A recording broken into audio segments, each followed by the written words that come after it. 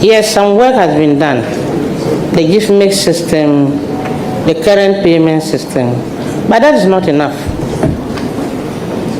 I am here to strengthen what has started already, to strengthen all the digital platforms that has been started already. You know that there are offices or there are some departments, for example, Shraj.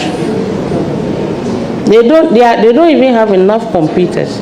They don't have workable computers that you can just transfer one file to the other. So it is my responsibility to continue from where you started and make the public sector efficient, modern, and robust. Thank you. Okay, Mr. Chairman, I just... Your second or your follow-up? Yeah, a follow-up, a clarity, more or less. So Honorable Nominee, thank you. I just need a bit of clarity. You know, you talked about getting computers for certain departments and so on.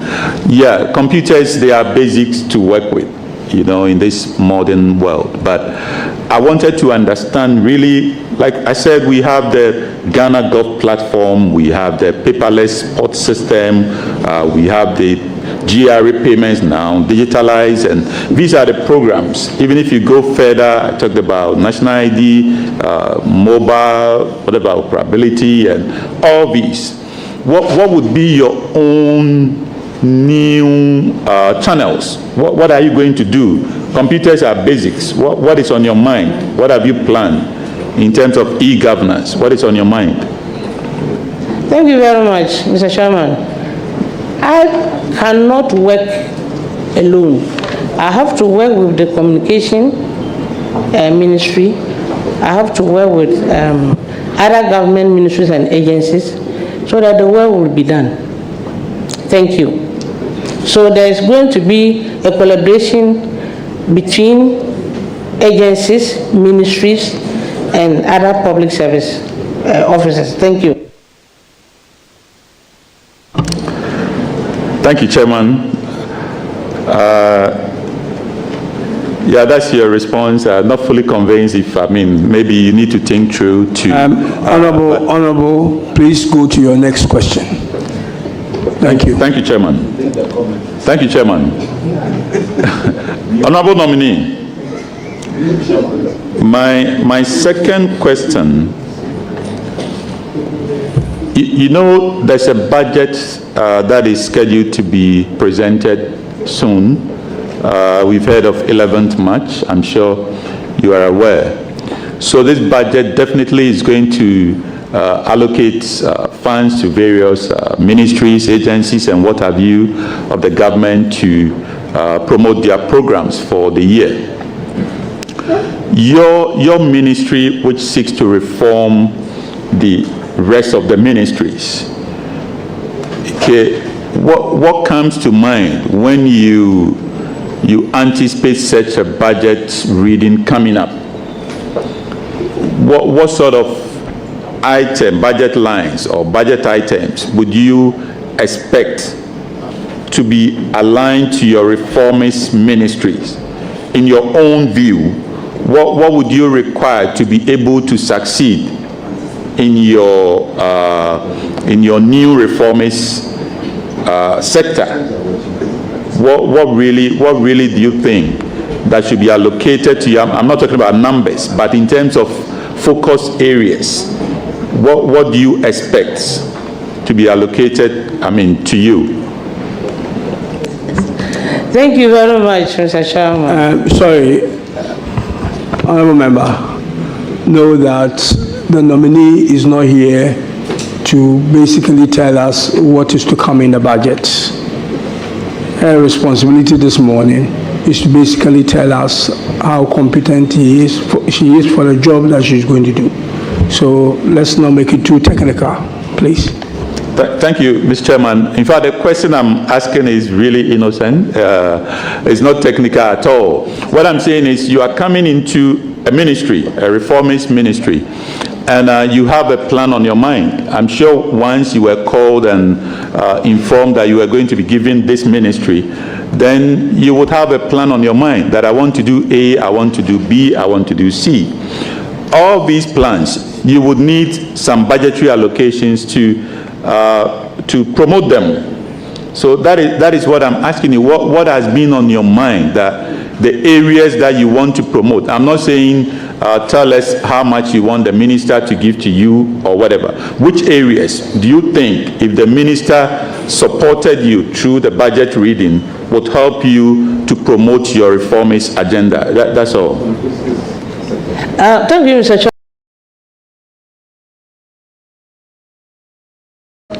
I believe that my brother understand that my ministry is a minister of state in charge of public sector reforms.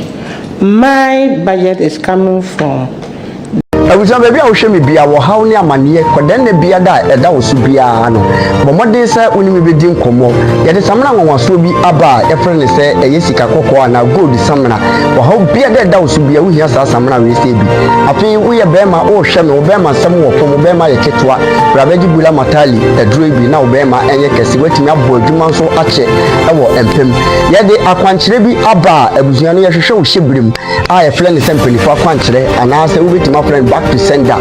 Onipa bi ha, onipa bi tata. Wato bet e wo ho se wo se ne ti bi obeku. Bomode so be fa numbers ne go screen ase. Na woni mi akasa me hwehwe o hyebre mu hwi a na bomode se me kire wo ne wo beye. The presidency, and I trust the finance minister that you do a good job to make sure that my ministry and the presidency has enough allocation to prescribe our programs. Thank you very much. Thank you, Chairman. So, I mean, a follow-up, I believe. So if you got to the ministry, yes, you are trusting the minister to do a good job to anticipate all your plans and give you something to run your ministry. What if, at the end of the day, all your plans, nothing really matches to what is in the budget, because you are only hoping that it's done, but you don't seem to have your own plans as to what really you would need funds to do. What if at the end of the day nothing really is allocated to support the areas that you want to use to reform the entire government ministries? Thank you very much. I don't think that His Excellency the President John Mahama will appoint me as a minister designate and will not inform the finance minister to make allocation that is necessary for the running of the ministry. I believe that the discussions have gone on, and therefore I trust that my office or my ministry will be given the necessary allocation to run the programs of the ministry. Thank you. Thank you very much. You have a last question, I believe. Last question, please. Thank you, Chairman. Honorable nominee, your ministry is really one that can make the difference in terms of the entire public sector. Okay. Do you believe in performance-based accountability, i.e., certain performance objectives, certain performance targets for every civil servant, and ensuring that their various ministries assess them, and at the end of the day, based on balanced scorecard, either promote or demote or reward them or otherwise? Do you believe in such performance-based accountability for the entire civil service? It is something that you are ready to drive? Thank you, Mr. Chairman. Of course, if you go to a ministry, and you are working with people, there must be performance. There must be appraisals. I want to see motivation and productivity. And you can't get productivity without motivation. The two of them go together. So once we are interested in productivity, we should be able to reward people who are working well. And how do you reward people? You have to use appraisal system. You have to use monitoring and evaluation. Thank you very much. Yeah, that's a follow-up. Thank you. So how would you go about it? Where would you start from at all? It's a big space. You're telling us, given the timelines, what is your plan to get it starting and getting it working practically? Thank you very much. We'll be looking at key performance indicators. We'll be looking at giving them a good working environment. We'll be looking at training and capacity building. Thank you. Thank you very much. I have a follow-up. Okay. Yeah, please go ahead, follow up. Yeah, go ahead. Chairman, thank you very much. Madam Nominee, as you may be aware, the previous government started some reforms in the public sector. Indeed, if I recall, there was a minister also in charge of public sector reforms. Is your assurance to this committee that you start from where they left off? Is that your assurance to the committee? Thank you very much. Yes. Thank you very much. Yeah, I think you've exhausted your questions. From where you left off. No, you please.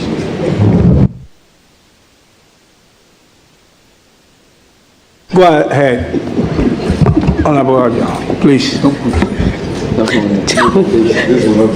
Thank you, Chairman. Congratulations, my dear sister. Thank you, big sister.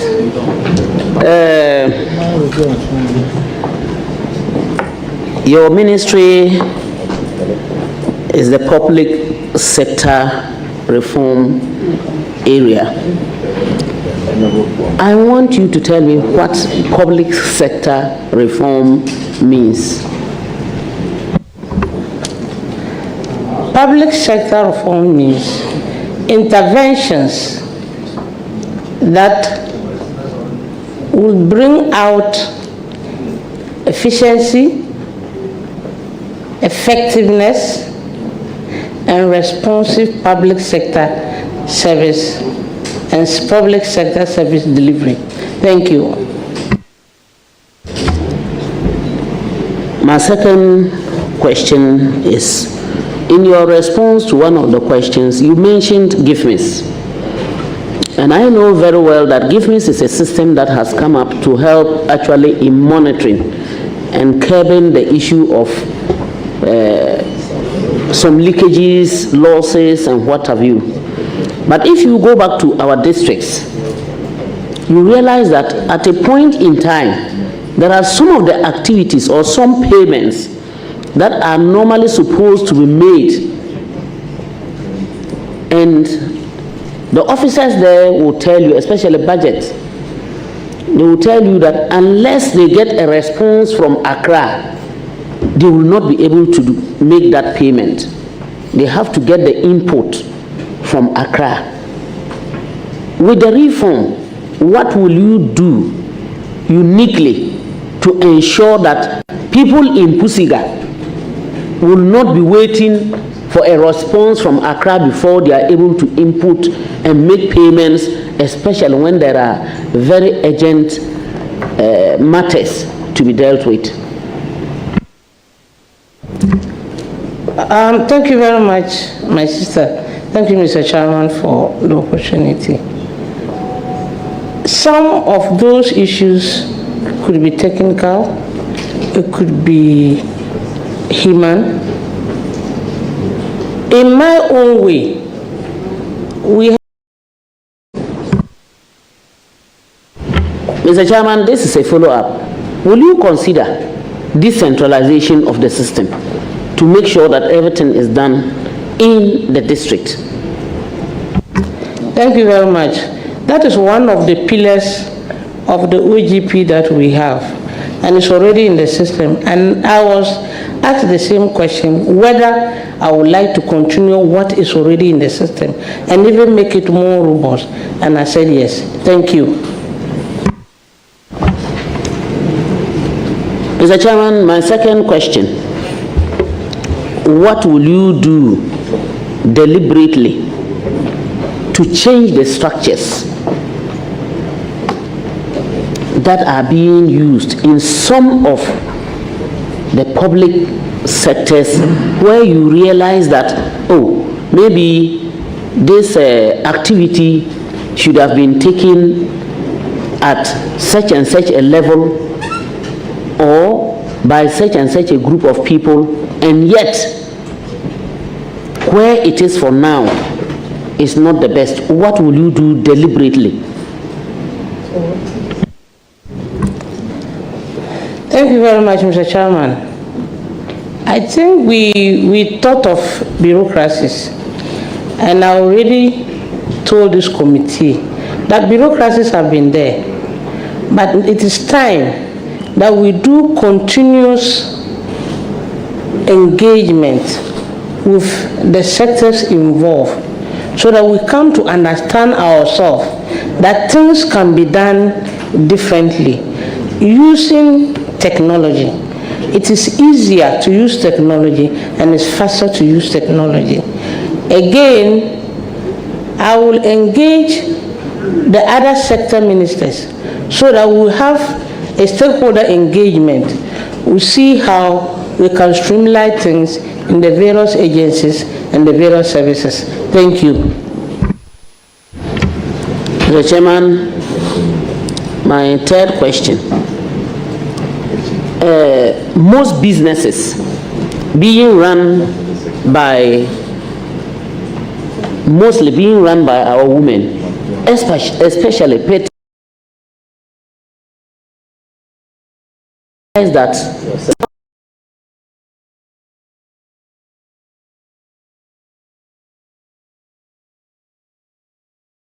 sales going and what have you, because you are going to bring about reforms and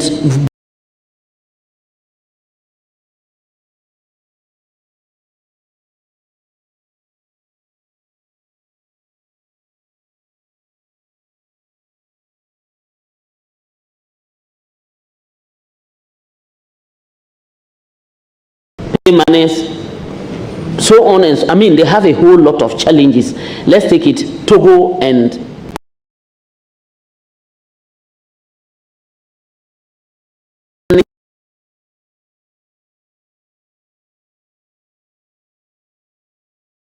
we are very close to Togo. Businesses are being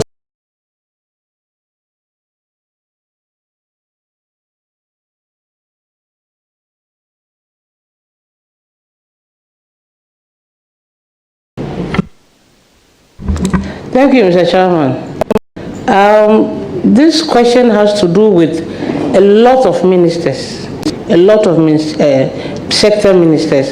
It has to do with the Minister of Trade, it has to do with the Minister of Interior, it has to do with the Minister of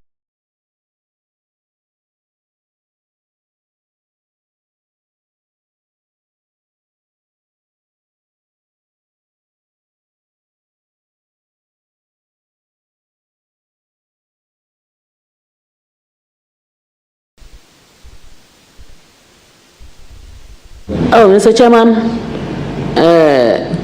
I am done, but there's a little follow-up. My follow-up is this.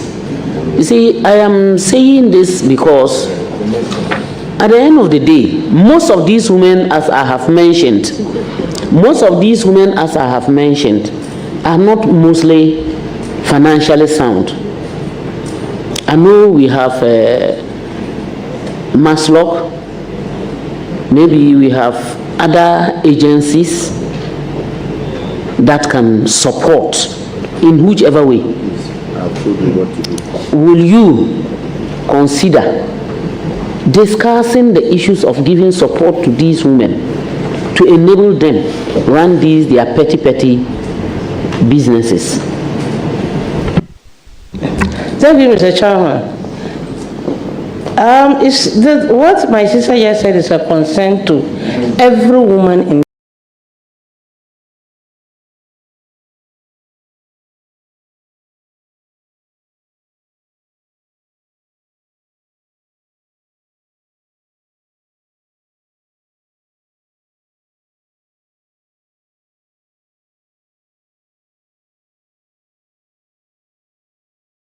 to see how we can help our fellow women to have something, to put food on the table of their children. Thank you. Thank you, Mr. Chairman. As I have any question, my mantra, you see, I won't leave it. If I leave it, it will look as if I don't love you or I don't like you. So I will say, for those who want to always hear and want to take it and put on TikTok, make me more popular, I will say congratulations and bye-bye. Thank you very much, Hajia. I will now come to my left and yield the floor to Honorable Patrick Boama. Thank you. Thank you, Chairman. Hey, Hajia. Honorable, congratulations. Thank you, my brother. A lot of key personalities in this country have been made to handle your ministry, where you are going to be. Dr. Kwesi Ndum, Usueche, Honorable Kujo from Efia. It's a very important sector that has received a lot of funding from the World Bank. Yes. A lot. And I'm sure during your briefing, you were told about the Public Sector Reform for Results project, which the World Bank gave the government of Ghana $35 million for some 16 very important agencies of state. I'm sure you've received some briefing on that. A lot of the frustrations Ghanaians go through some of these institutions, the DVLA, the passport office,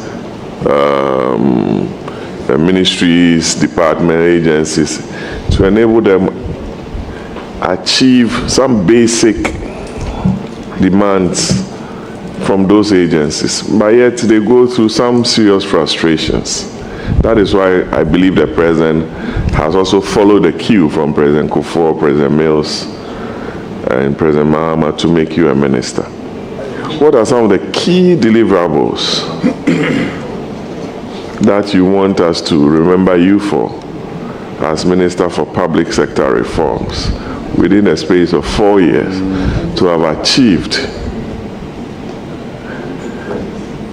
during your tenure?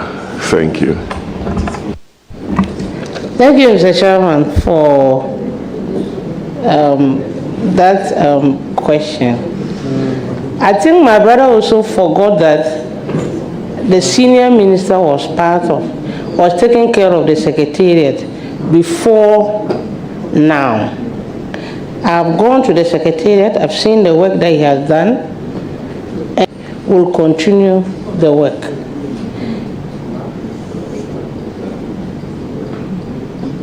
Mr. Chairman, in my own way, I will go to the ministry, if approved, to follow what has been done. I've even seen the report where some work has been done. Some they have achieved some results have not been achieved, and some has partially been achieved. So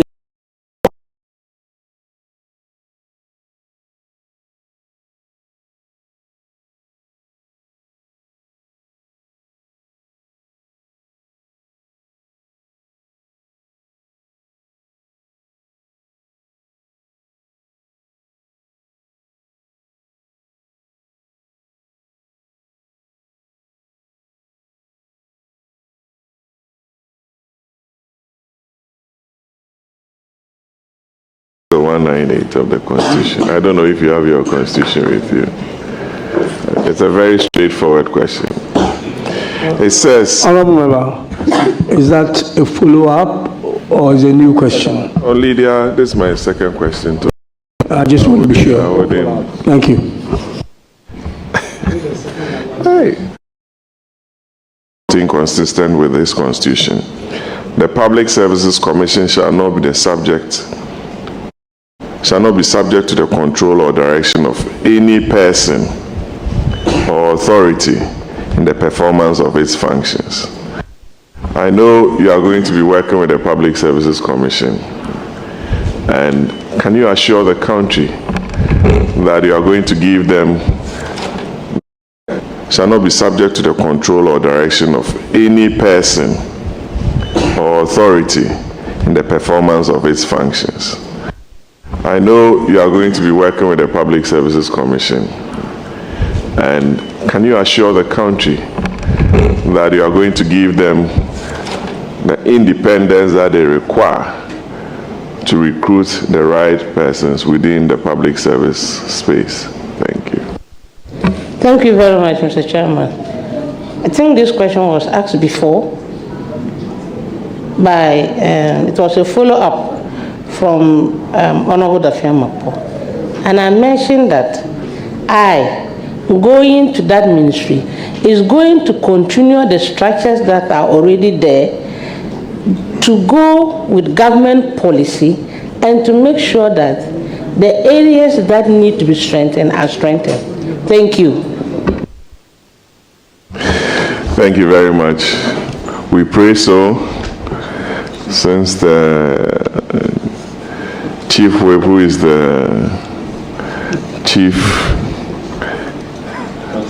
Counsel for re-examination, has been very good to you. Can we look at page 2 of your CV?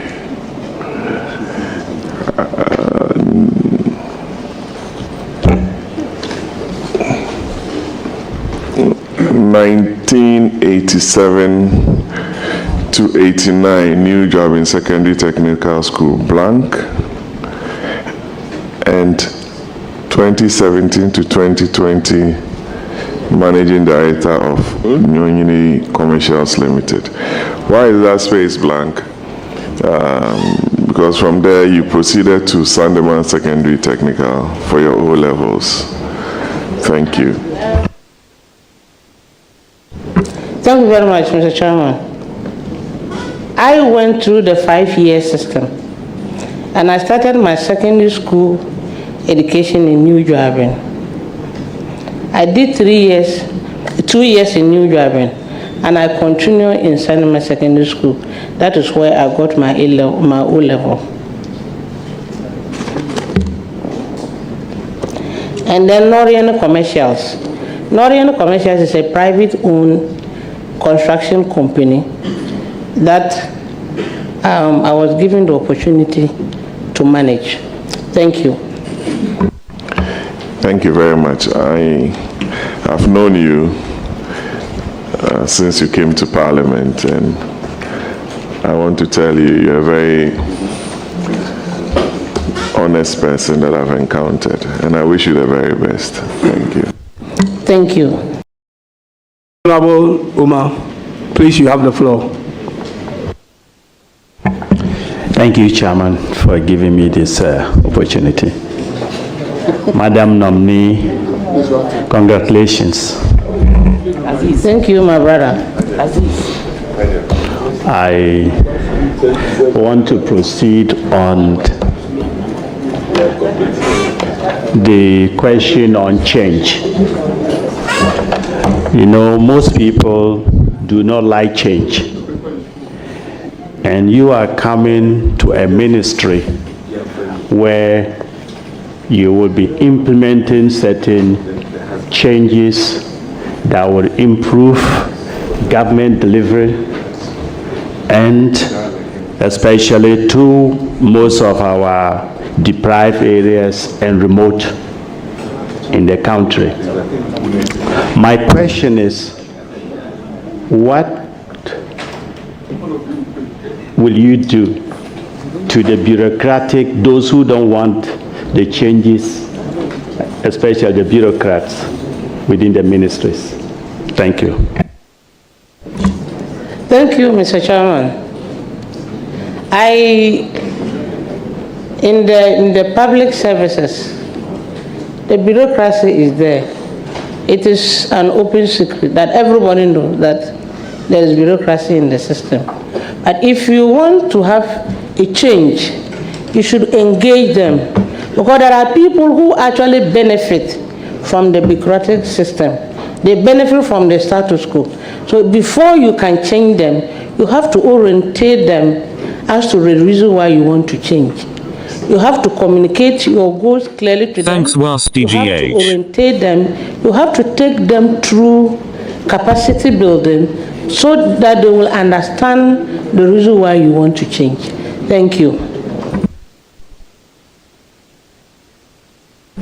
I'm satisfied.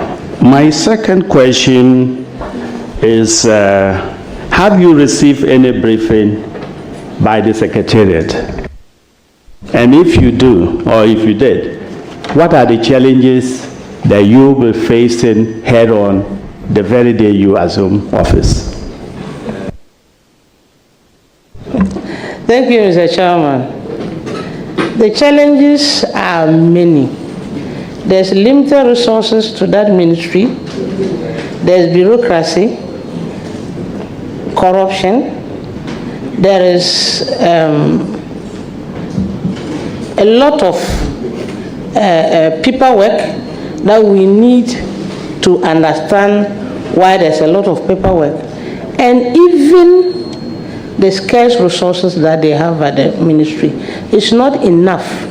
Apart from funding, the resources there are not enough for them to work. Thank you.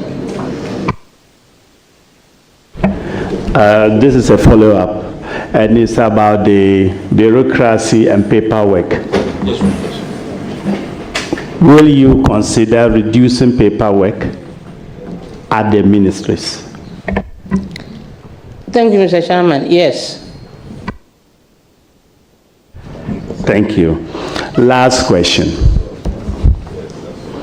Have you heard the word OGP, which is Open Government Partnership Initiative? Thank you, Mr. Chairman. Yes. How will you ensure the effective implementation of the action plan, OGP action plan? Thank you very much, Mr. Chairman. You look at the indicators in the action plan, and we have 16 pillars. That comes under 4 headings. And one is transparency, one is accountability, citizen participation, and technology innovation. Thank you. I wish you well. Thank you. I'm grateful. Thank you very much. I think I will come to Chief, Minority Chief Whip. Or you yielded to? I'm not yielded, but you said you would do one. Reluctantly, yes. Yeah, just one. Thank you very much, Honorable Chair. Congratulations, Honorable Nominee. Thank you very much. Honorable Nominee, I saw that you copiously made reference to the Constitution and in particular Article 190. So you gave the list of public services. I also have cited Article 191, and with the permission of the Honorable Chair. So 191B, with the permission of the Honorable Chair, if I may read, it says that a member of the public services shall not be dismissed or removed from office or reduced in rank or otherwise punished without just cause. Against this backdrop, we have a letter from the Chief of Staff asking that public servants who have gone through both clearances, both financial clearance, technical clearance, especially you having a background as a nurse, and 15,200 nurses, and other ones in Exim Bank, in NEIP, 11,000 teachers are being asked to go home without just cause. Honorable, I think you came in late. This question has already been asked. So please go straight But I'm only placing emphasis. I watched, so I know they are not one and the same. But if chairman thinks differently, so this is my question. Do you think that their revocation has a just cause? Thank you very much, Mr. Chairman. I've answered the question before, and I believe that what I said was I will only be working there at the ministry as a matter of government policy. Thank you. Okay, so Honorable Minority Chief Whip, you have the floor. Thank you, Chairman.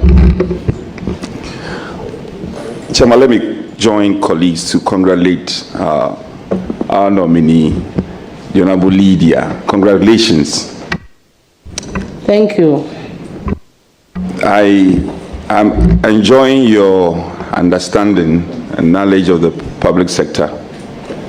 I'm enjoying it so far. My first observation is you realize that if you look at the antecedent and the evolution, pre-independence, post-independence, and even where we had military intervention in our governance system, there have been some good public sector reforms.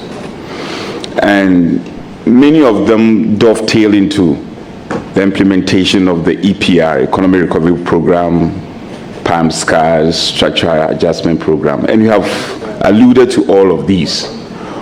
Abuja baby a wo hwe me bia wo haw ne amane ko den na bia da eda wo so bia no bo modern say oni me bedi nkomo ye de samna nwanwaso bi aba e frɛ ne sɛ eye sika kokɔ na gold samna wo haw bia da eda wo so bia wo hia sa samna we sɛ bi afi wo ye bema wo hwe me wo bema sam wo fo wo bema ye ketwa brabeji bula matali eduro bi na wo bema enye kɛse watimi abo adwuma nso akye e wo empem ye de akwankyere bi aba abuzuano ye hwehwɛ wo hyebrem a ye frɛ ne sɛ mpanifo akwankyere ana sɛ wo betima frɛ back to sender.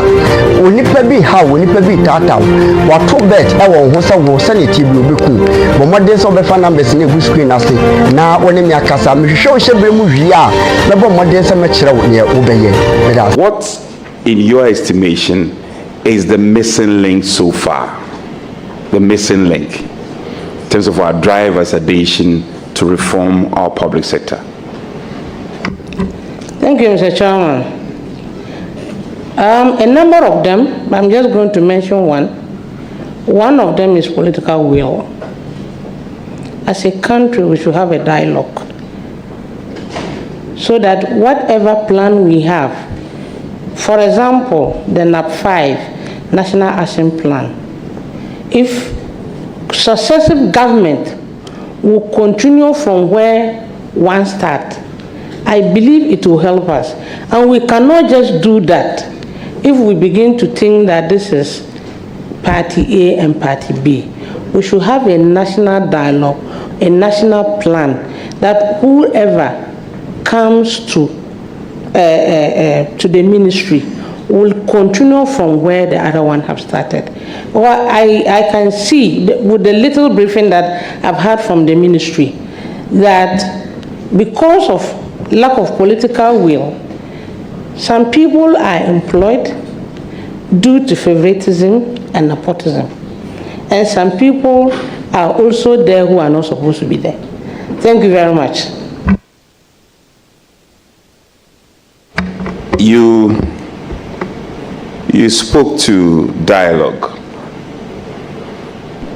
Government that have come and gone the holding of a dialogue has always been a prominent feature. It has always been a prominent feature.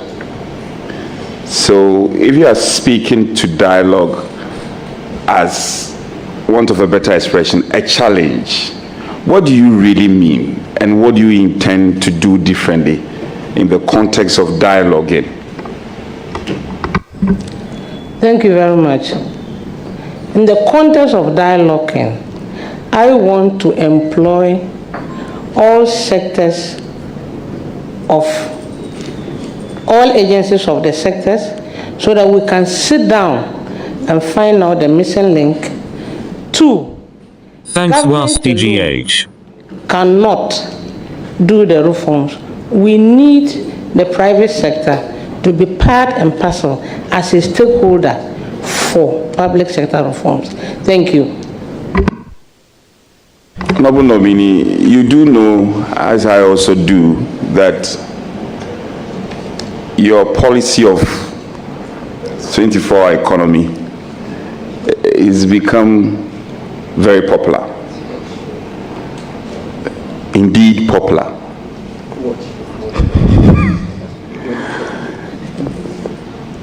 So, but I had then candidates, John Dramani Mahama, then candidate, who said that the 24-hour economy is optional. It's an optional policy to do or not to do. In that context, also carrying into the future that you are going to, as you define public sector reform, efficiency, effectiveness, digitalization, etc. What will be the relevance of your 24-hour economy, and how do you intend to buy into this? Thank you very much, Mr. Chairman. The 24-hour economy, His Excellency said to do or not to do, is becoming his policy. Wherever his policy direction is, I will simply follow that policy direction. If he's going to do the 24-hour economy, it will do us good. Me and you know that we are going to employ people in the security services who will take care of us when we will take care of businesses in the night. I know you are going to tell me that we have a lot of security personnel, but if we add more, it will help us. As to whether he will do or he will not do, it's a government policy. Like you people had in your manifesto the last time, one village, one dam, one district, one factory. It was your campaign message, it was your policy. Thank you. Mr. Chair, sorry. Honorable Nominee, I think we should watch some of the words. You people, it's unparliamentary. Thank you. Sorry, Mr. Chair, I withdraw that.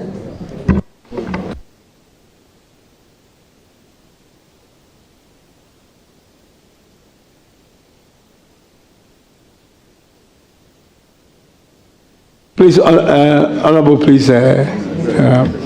Honorable Nominee, I think you are forgiven. Colleagues are forgiving you.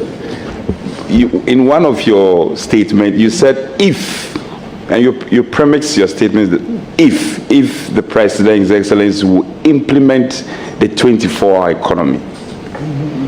I find that very questionable, because I know His Excellency has appointed a substantive officer at the Presidency who is in charge of the 24-hour economy. So the question of if doesn't come in at all. Is it the case that you are not aware, or you are not sure the 24-hour economy will work? Which is which? Thank you very much, Mr. Chairman. In your submission, your first submission, you mentioned that the President said to do or not to do. So that if that I used was premised on to do or not to do. Thank you.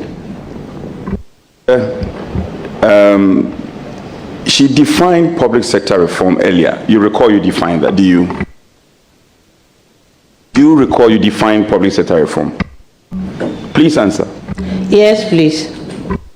And so, based on your own definition of public sector reform, are you able to apprise us, and you have received some due briefing from your ministry, some of the important interventions by the previous administration, which you had already agreed that given the nod, you are going to ensure continuation and sustenance? Would you be glad to run us through some of them that you find important and should be sustained going forward? Thank you very much. What I'm going to mention is captured in the National Action Plan 4 and is co-created with the National Action Plan 5. Those were the achievements in the public sector when it was being overseen by the senior minister, Honorable Osofo-Maafo. I recall during the briefing, I heard there was some activities that was done with the passport office, DVLA, births and deaths, just to mention a few. And again, in legal terms, some laws were also passed, some acts were also passed during the implementation of the NAP 4. So I think I've seen a couple of things that has been done. Thank you. Mr. Chair, I'm just rounding up on my questions. I'm rounding up. The advocacy on anti-corruption, you know, apart from the effectiveness, efficiency in the public sector that we've all been desirous of seeing, the call on anti-corruption is important. We have OSP, we have Attorney General, yet, the fight seems quite suspect. Going into this office, what are you bringing to the table towards the march fighting corruption in our country? What specific interventions would you want to undertake for you to be remembered for? Thank you very much, Mr. Chairman. Some of the interventions I mentioned earlier is about the use of technology and innovation. 2 is about engagement. 3 is about capacity building of the employees or service providers. Thank you. The success of our public sector reform interventions also depend on how we relate to the private sector. Do you agree to that? Yes. So, if you do agree, what interventions should we engage in to strengthen the dialogue between our public sector reform? Because if we reform our public sector and it doesn't cascade into our private sector reformation, it will be lopsided. So is it the case that you are not looking at it from just one angle? You are also looking at how the private sector and the public sector can both marry effectively? Thank you very much, Mr. Chairman. Earlier on, I mentioned that the public sector cannot be reformed without engaging the private sector. So there should be an engagement between the public sector and the private sector. Thank you. Mr. Chair, this will be my last one. Honorable Lydia, you know, a number of interventions have started by the previous administrations, including His Excellency John Dramani Mahama, His Excellency Atamis. They all did something. They intervened one way or the other. So, the benefit of hindsight, in terms of policy and legislation, specific to this policy and legislation, what will you do differently?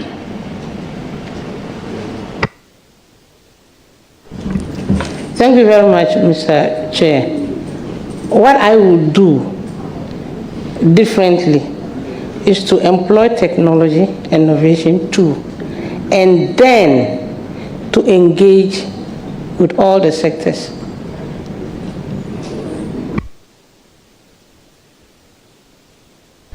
Thank you very much, Leader. I will now engage Honorable Achampon on the 217. Same. Mr. Chairman, thank you very much for coming back to me. Honorable Leader, congratulations. Thank you. I have a quick intervention. You know, we live in a country where every worker or government employee is asking for better conditions of service. But nobody is talking about productivity. Do you have any plans to reorient the working class so that they will give out their best, increase productivity, so that they also get their share of the profitability that will be generated? Yes.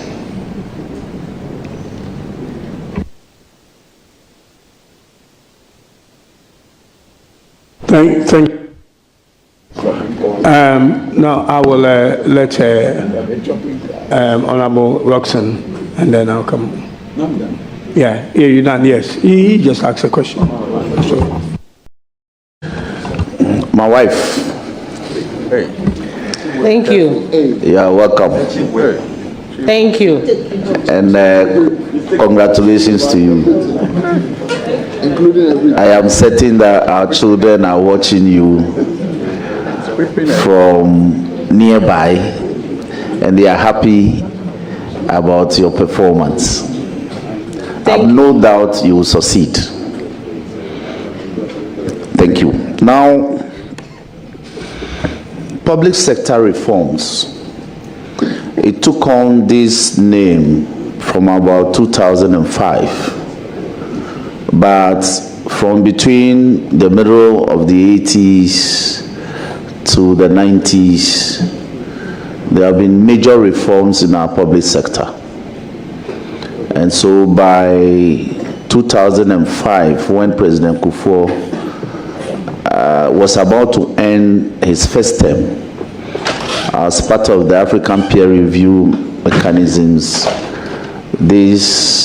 an office ought to be created under the AG's minister, if you recall. And so concreted via that office. Now, we've had reforms and within the educational subsector. Today, university admissions are mostly online.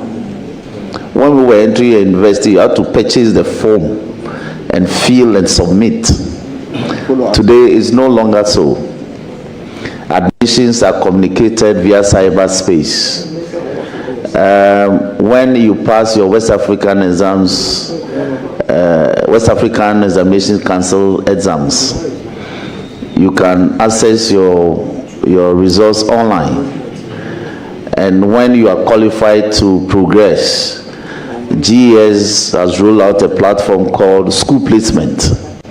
And so you no longer travel to your school to ask your headmaster to admit you. You were placed, and then you only go for your admissions. Now, you no longer go to notice board to check whether you've been admitted or not. Land administration, major reforms. I recall championed by my own professor, Professor Kwame Jan, led the major land reforms. Land transactions are generally becoming smoother now, even though we still have bottlenecks. The judiciary, today court processes are filed online. Judgments are delivered via online. or lawyers receive court judgments online. As part of our rules of procedure today, a defendant or a party to a case can be served online. Those are major reforms. In fact, as part of the first phase of the reforms, when the computerization project was introduced in the 90s, it led to the construction of the modern court complex in Accra under Professor Notes. Major reforms. And just a couple of months ago, the immediate past government